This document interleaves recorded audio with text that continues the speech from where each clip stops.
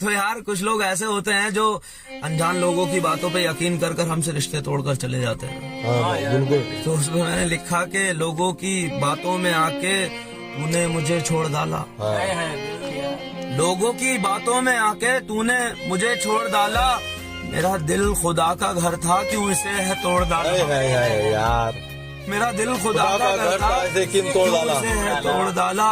और खूबसूरती का उसमें यूं गुरूर आ गया था। हाँ भाई, खूबसूरती का उसमें यूं गुरूर आ गया था। मेरी वफाओं को उसने पैरों से रौंद डाला। हाँ भाई, क्या कहने साहब, मेरी वफाओं को उसने पैरों से रौंद डाला। पैरों से रौंद डाला।